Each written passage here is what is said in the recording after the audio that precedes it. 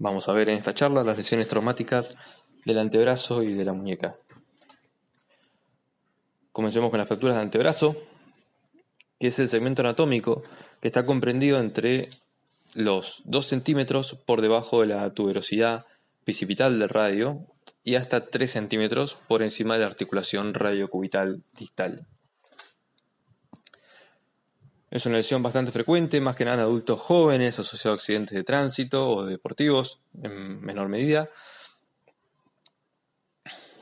con alta incidencia de fracturas expuestas, del 10 al 20% son expuestas, y lo más frecuente es que estén comprometidos los dos huesos.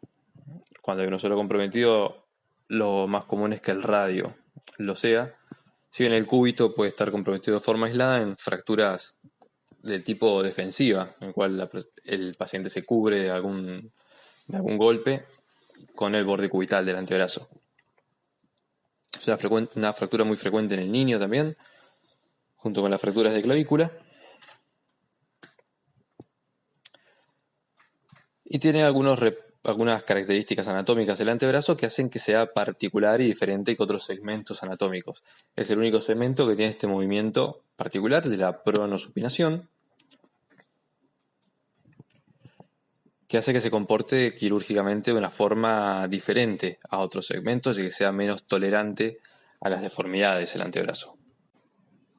Stott describió los requisitos necesarios para poder mantener el movimiento pronosupinatorio, que son la longitud de cada uno de los huesos, la curva pronadora del radio que debe estar intacta, la ausencia de desejes, el espacio interóseo libre y la indemnidad de las articulaciones radiocubitales.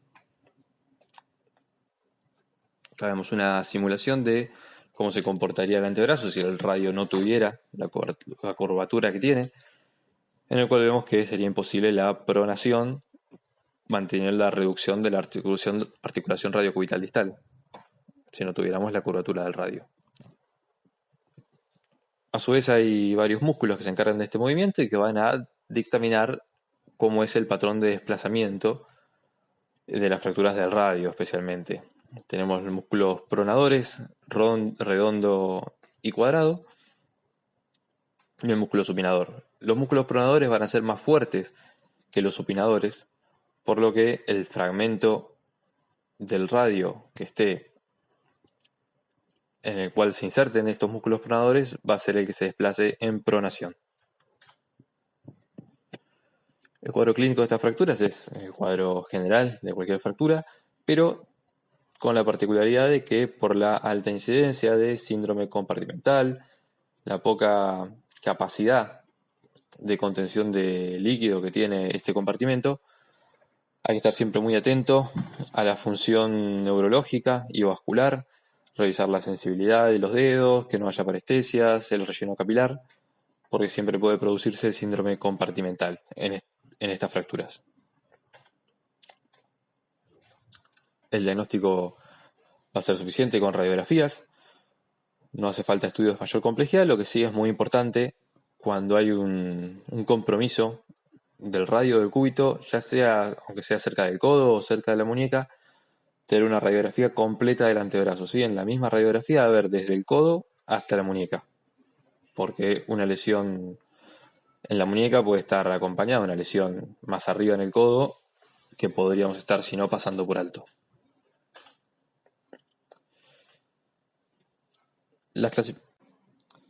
Tenemos varias entidades en las lesiones de antebrazo, además de las fracturas comunes.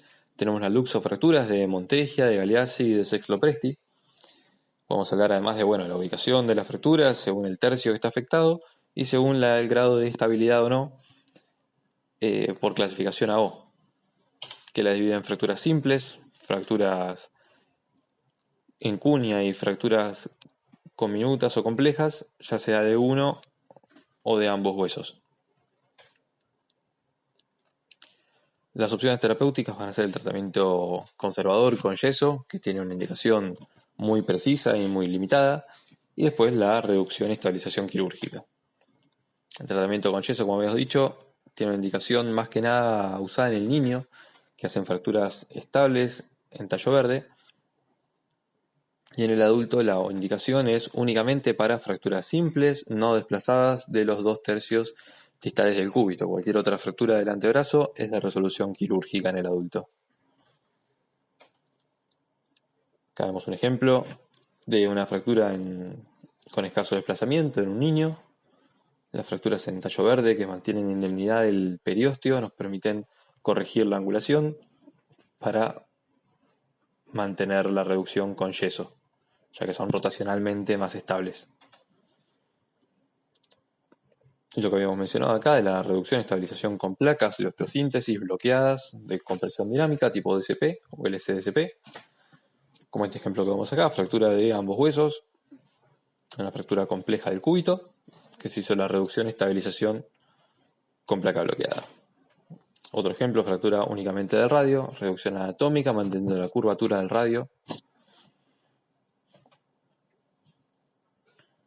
La fijación externa no se usa de rutina, solamente tiene indicaciones en la urgencia para tratamiento de fracturas expuestas o manejo del síndrome compartimental o en casos de pérdidas de stock óseo importante. No habíamos mencionado el enclavado endomedular, también solamente se usa en el niño porque no brinda estabilidad rotacional. Complicaciones de esta fractura son las generales de cualquiera, si bien tenemos una en particular, que es la sinostosis, que consiste en la calcificación de la membrana interósea con fusión de los dos huesos y lógicamente bloqueo para la pronosupinación.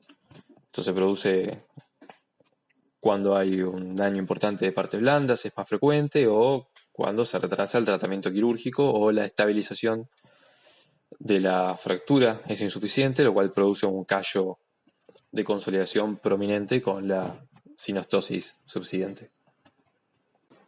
Las luxofracturas que mencionábamos antes son la de Montegia, que consiste en la fractura del cúbito en su tercio proximal, asociado a la luxación de la cabeza del radio. Lo más frecuente es que sea hacia anterior, como vemos acá. El tratamiento va a ser la reducción y estabilización del cúbito, tras lo cual se va a producir en la mayoría de los casos de forma espontánea y si no de forma quirúrgica la reducción del radio. Veamos este caso también, luxación anterior del radio, que se redujo espontáneo después de la estabilización con placa del cúbito. La contrapartida de esta lesión es la lesión de Galeazzi, que es todo lo opuesto, es la fractura del radio en su tercio distal o tercio medio asociado a luxación del cúbito en la articulación radiocubital distal. Este ejemplo que vemos acá, con la fractura del radio, fíjense cómo cómo se produjo un cúbito plus por la lesión del radiocubital distal, que se corrige luego de la reducción y estabilización del radio. Otra entidad grave es la lesión de Sexlopresti, que consiste en una lesión ya sea o del radio distal o de la articulación radiocubital distal, en la cual las fuerzas se transmiten hacia proximal a través de la membrana interósea, produciendo una lesión de toda la membrana interósea hasta producir alguna lesión en la cúpula radial. Esto consiste en una inestabilidad longitudinal del antebrazo, que es una lesión muy grave, en el cual va a haber que tratar tanto la lesión proximal como la lesión distal. Por esto tan importante lo que comentábamos de cualquier lesión en la muñeca, hacer una radiografía completa del antebrazo hasta llegar al codo, para no pasar por alto estas lesiones.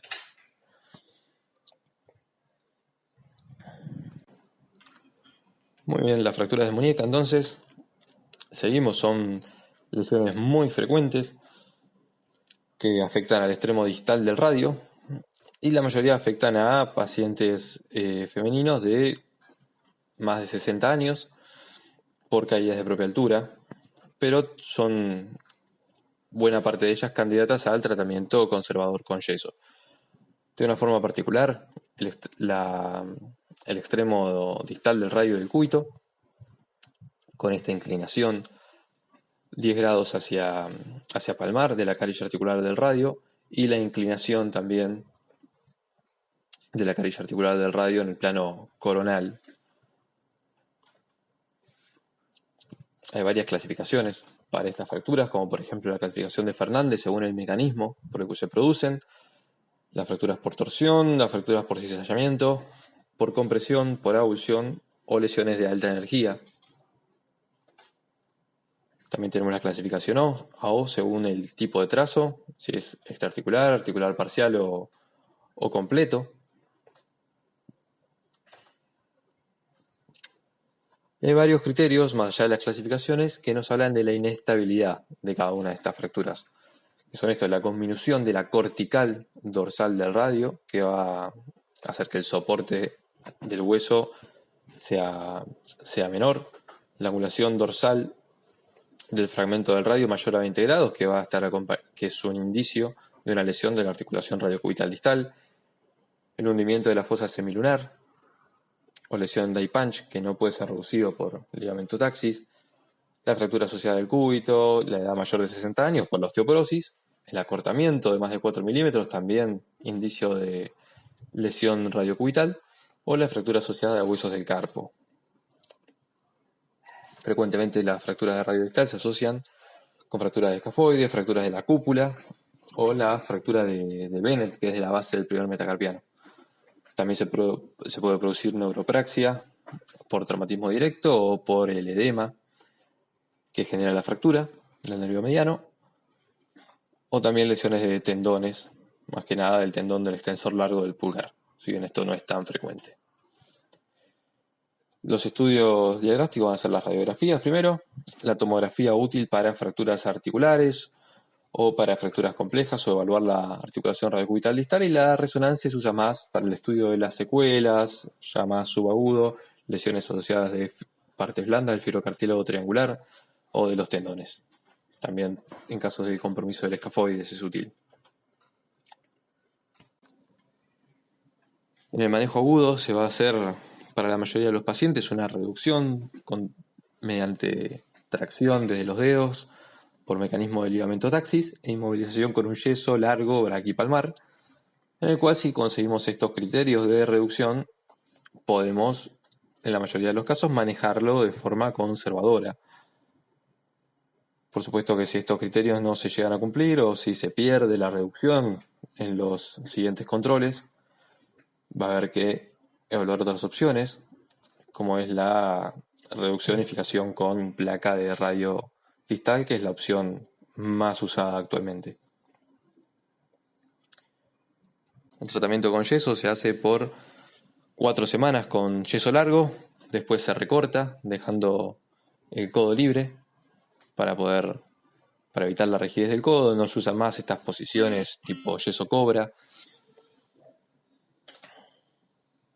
También está la opción de osteodesis percutánea para fracturas inestables que no tengan conminución de la cortical dorsal del radio.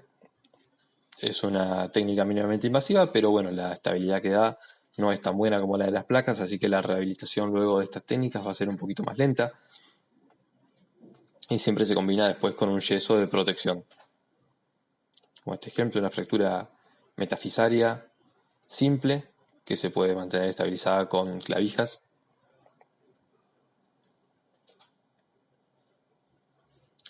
Después está como habíamos comentado, la reducción abierta de fijación interna, que se hace con placas bloqueadas que se ponen por palmar, si bien también existen mini placas para pequeños fragmentos específicos. Lo más común son las placas bloqueadas palmares, como esta que vemos acá, esta fractura compleja con minuta,